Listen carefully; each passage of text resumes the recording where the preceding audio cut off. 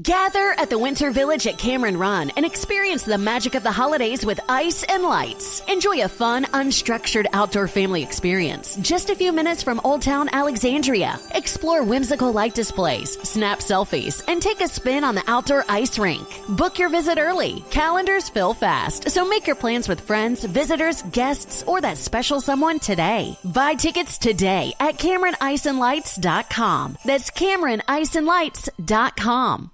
At Black Pack, we're building a movement to grow Black political power. We've been at the forefront of change, using the power of political engagement to reshape our economic, justice, and political system. Our dedication shines through every election as we rally Black voters to the polls, propelling leaders that represent us into office. We're building a lasting impact and a political home for our community with a commitment to Black voters that go beyond the ballot. Visit blackpack.com today. Hello and welcome to the Paddock and the Pavilion with Stephen Wallace. In each show, Stephen will interview someone connected to the world of horse racing or cricket. Hello everyone. With the cricket season less than a month away, on today's podcast, I'm joined by the Nottinghamshire captain Steve Mullaney to chat about his career and his hopes for the new season. Thanks for joining me on the show, Steve. Oh, thanks for having me. Well, what's the captain of Nottinghamshire been doing since the end of the 2021 season?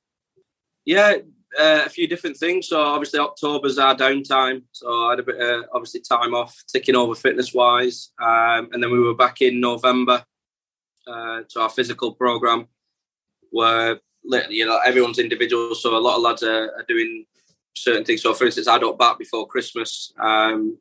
And then I got called up to play in the US Open T20 competition in Fort Lauderdale in Miami. So I had a couple of bats before that, went out there, and then came back from there on about the 16th of December. I had Christmas at home with the family, and then we went to Dubai on holiday for 10 nights with some friends and family, which was quite good. Obviously, nice relax. And then back into it January. We had another 5-week block up to the February half term, which then we had a week off. And then we've been, since the 21st of Feb, we have a tent over at Lady Bay, our second team ground. So we've managed to get on grass for the last 3 or 4 weeks, which has been brilliant and great preparation. Credit to the groundsman who have, Guy and his men at Lady Bay, who have got all the wickets absolutely brilliant. So we've had some great prep, and now another week or so, we've got a night away next week in Lake District as a squad, a bit of team building, and then the week after we start. So looking forward to it.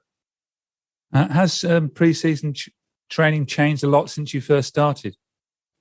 Absolutely, it has, yeah. A lot more, obviously, has gone into the science and sports and medicine team, obviously with research through, weights, cardio, sprints. So it's changed a long way. It's a lot more specific to your job, and everyone's programme's individual, which is obviously brilliant. And we're very lucky that we have quite a lot of input in our programme. So I think the S&C that we've got is excellent, and the physio, that obviously they get you to do the stuff that they know that they need you to do, but with your input to make, for instance, an exercise that you find more enjoyable or less painful than another.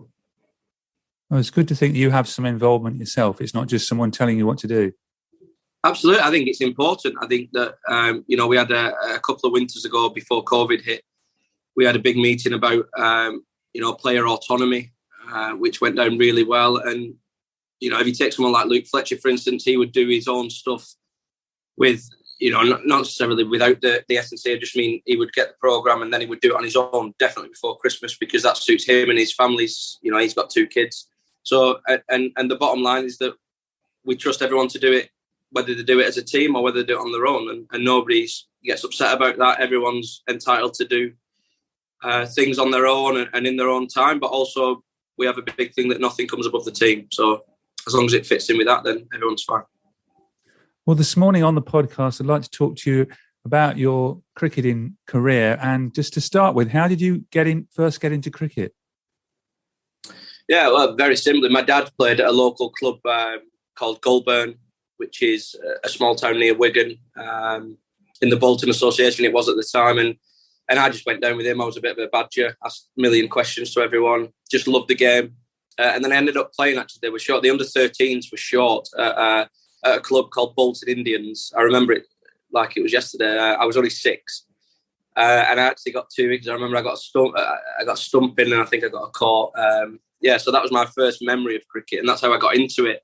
And then progressed, played at Goulburn till I was about 13, and then I moved over to Lee, which was my club for quite a while. Ended up captaining them at 18. Loved my time there, still in contact with people there. One of my best mates in cricket, Carl Brown, who played at Lancashire, is now captain there and lives back to back with the club. So I always keep in touch. And if anybody, especially overseas players, get in touch where I've been in Melbourne, I always give them first refusal and speak to them and see if they'd be interested. So that was my journey into cricket, and then obviously progressed. Not many people start at 6. No, maybe not. No. Obviously, I think the rules have changed now with hardball and softball and limited overs and stuff.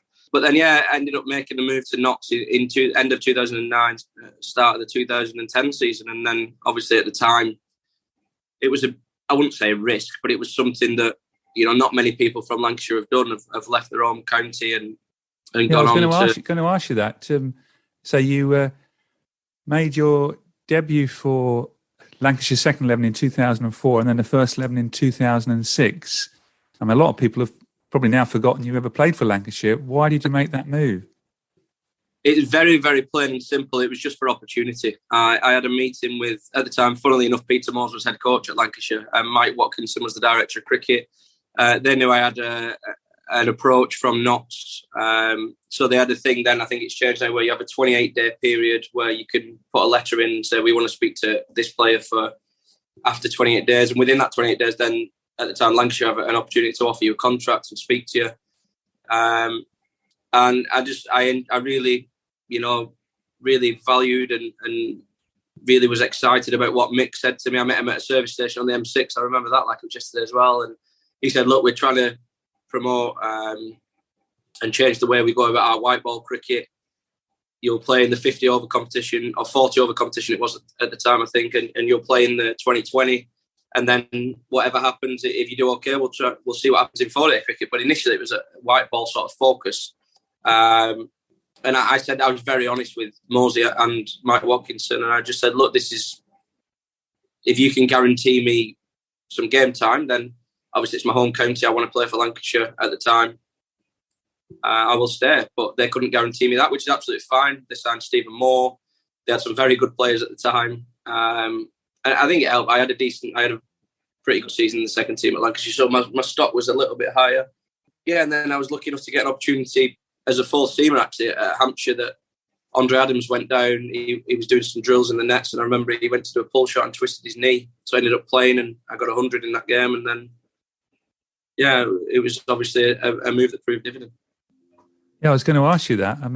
You made your debut against Hampshire in May 2010, batting at number 8, and you started with a 100 not out, Bradman-esque really on your first match. I wouldn't go that far. And you talk about, sliding doors moments or, moments that change your career, if you like, or your at that particular time. I think that's when, because I came in, had nothing behind me, played a couple of one-day games for Lancashire. I think I played 1 4-day game here at Trent Bridge, actually. No substance, really. And I looking back now, I would be very surprised if some people said, I'm not sure why we're signing this lad. And that would be very much warranted. And I think I had a decent pre-season. I think I got 50 against Leicester in a pre-season game here. And I knew I was ready to play. And I had the belief that I could play. It was just waiting for that opportunity. And then I think after that innings, I remember England were actually at the 2010 T20 World Cup. And I remember getting a text off Graham Swan, Ryan Sidebottom and Stuart Broad. And I think that's when you realise, look, I can compete at this level. But not only compete, I can help. And looking back, it was helping the team win the trophy, which is the best feeling in the world. I can help this team move forward in all formats of the game. And I think as well, people sort of think, well, this lad can play a little bit and he's probably going to be, hopefully a decent player for a decent amount of time.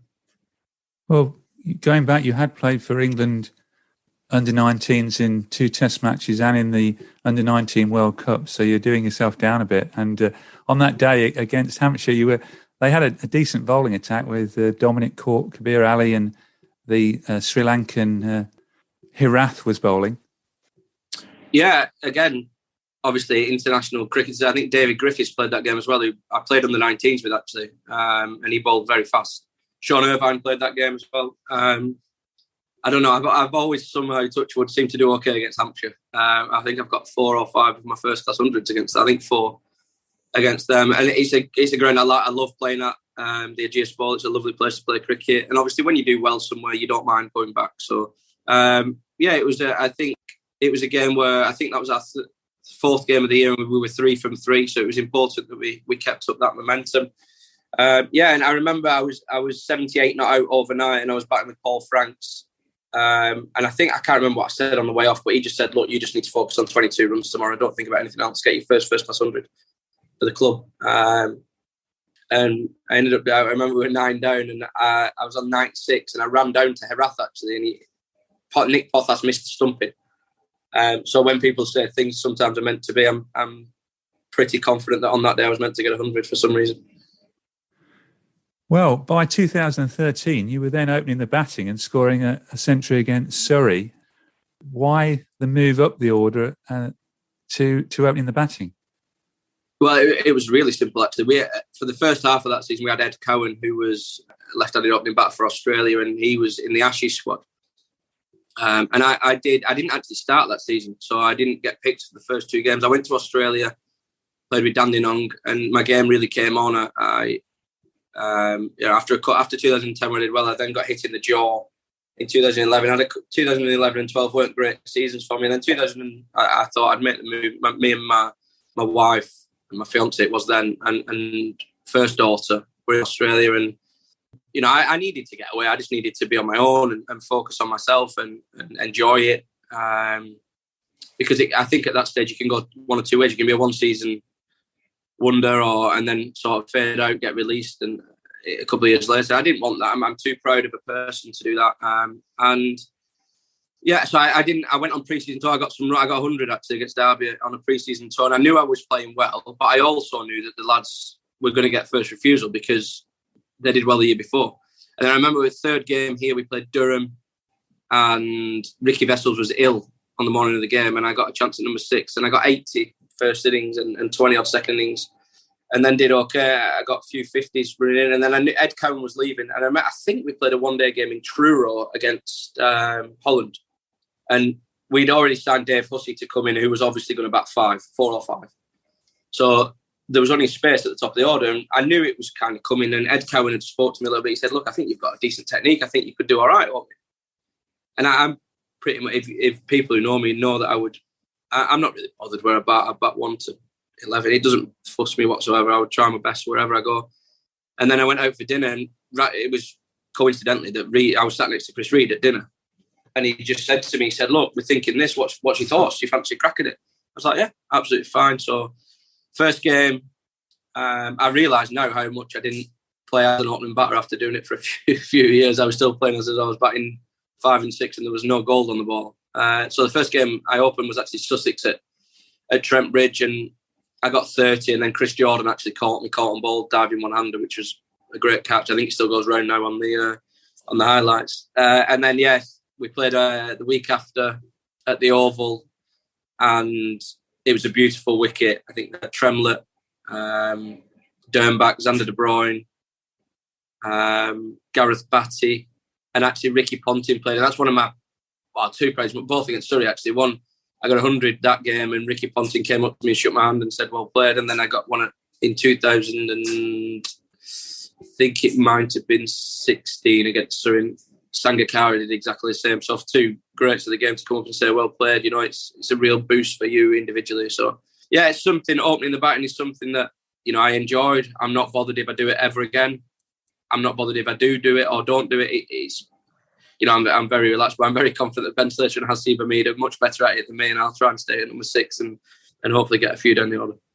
Well, you probably batted nearly every number now, I think, at Notts. Well, in 2017, Notts won 2 trophies, the Royal London Club and the Vitality Blast. And then in 2018, you took over from Chris Reed as skipper. That must have been a hard act to follow. And how do you view captaincy?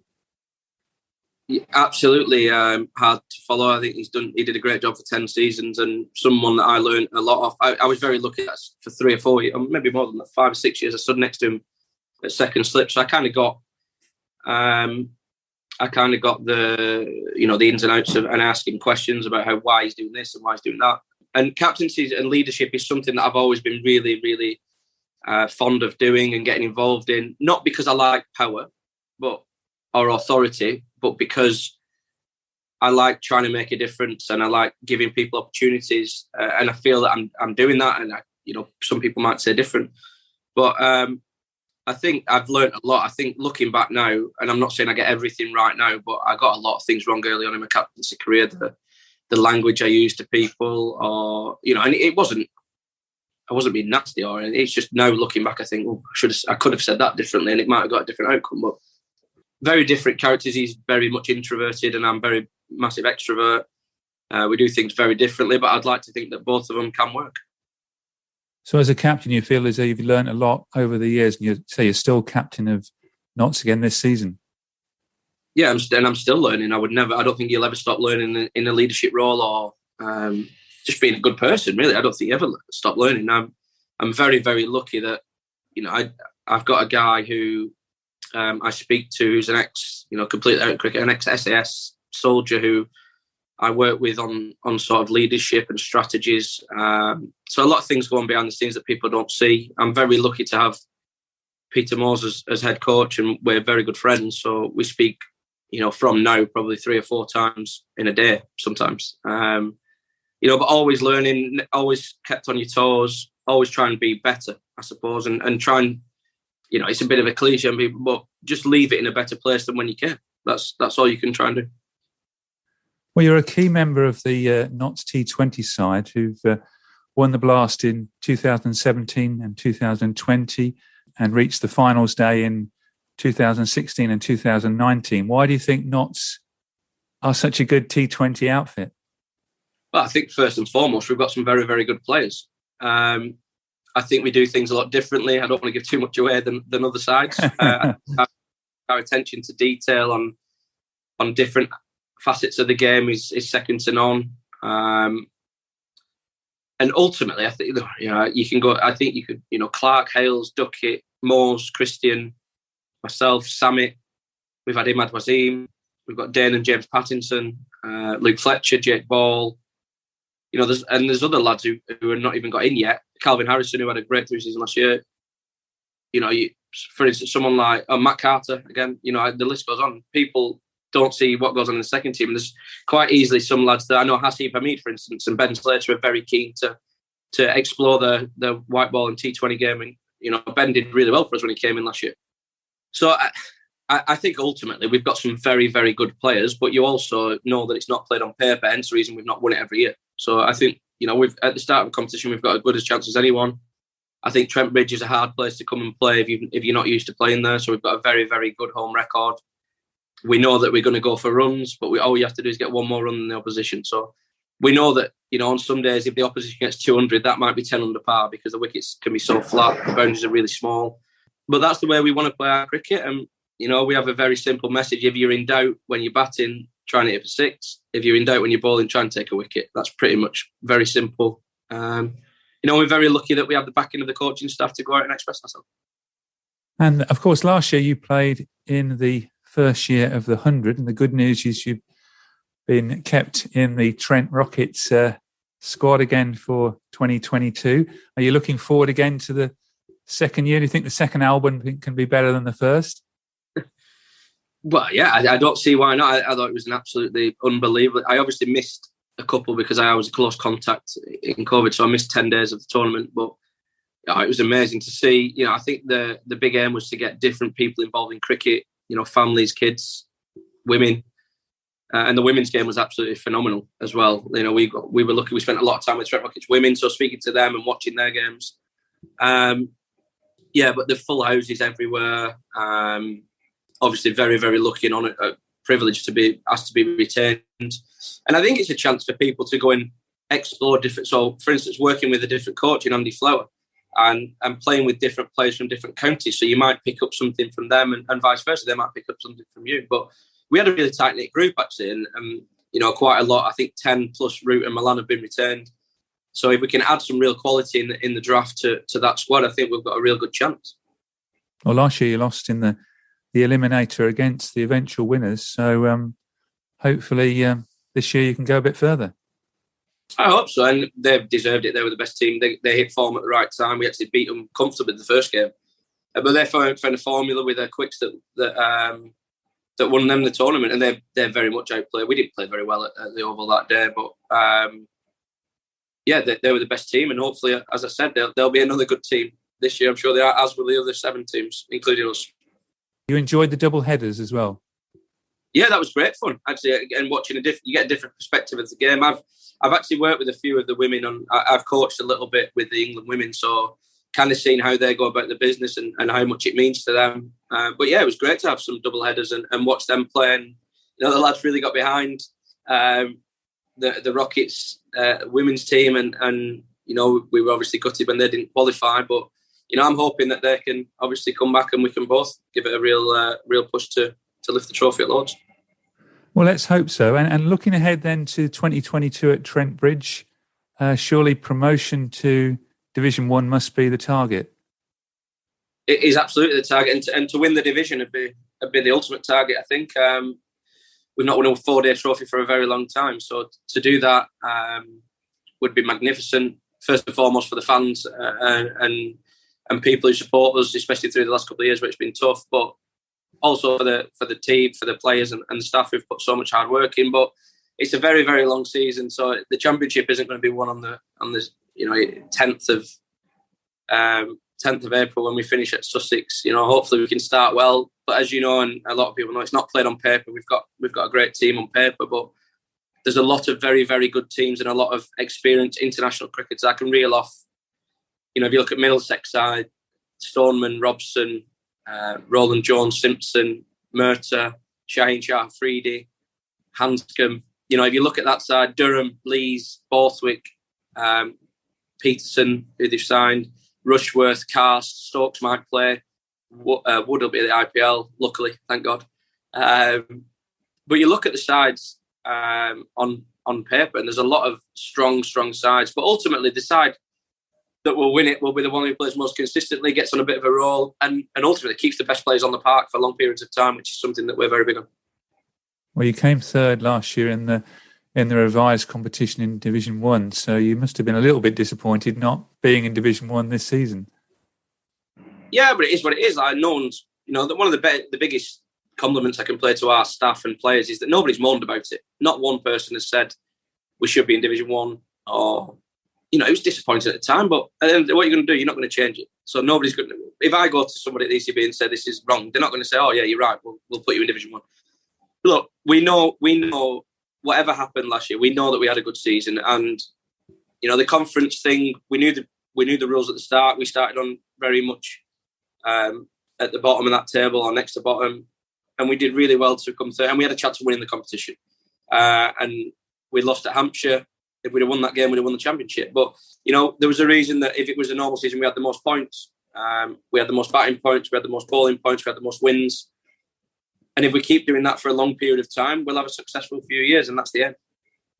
And of course, there's hopefully the blast again, then where you can reach finals day and have a chance of winning that competition. Is Dan Christian back again this year? He is, yeah. He's captain again. So looking forward to having him. Obviously, he got pulled out late, very late notice last year. He got called into the Australian squad. So and we should have won that quarter final, obviously. And then if we got to finals day, you never know. But we didn't. So that's something we want to put right. Finals day is an unbelievable day to get to Edgbaston. The occasion is just unbelievable. But, look, we've got some championship cricket to take care of first, and then we'll worry about Worcester on I think it's the 26th of May or something like that when we start our blast campaign. But, yeah, obviously looking forward to the competition, and hopefully we'll give it a good go again. Well, thank you very much for joining me on the Paddock and the Pavilion. I better let you get back to training and back with Peter Moores, who you sort of it's gone full circle, really, working for him at Lancashire and now back with you at Nottinghamshire. Yeah, I'm sure he'll have. I think we've got nets in about 20 minutes, so yeah, he'll have something up his sleeve, I'm sure, to keep everyone on the toes. Friday is, the last day of the week for us to work hard and then enjoy our weekend. So yeah, obviously I love working with him, and so does everybody else. So we're just looking forward to, first and foremost, putting on a good show for our fans, but ultimately enjoying ourselves. Well, thank you very much for joining me. Cheers, anytime. Thank you for listening to The Paddock and the Pavilion. You can download the show on Apple Podcasts, Amazon Music, SoundCloud, Stitcher and Spotify. Follow us on Twitter, Facebook and Instagram at The Pad and Pav. Don't forget, if you like the show, please do leave us a rating and review. Sports Social Podcast Network.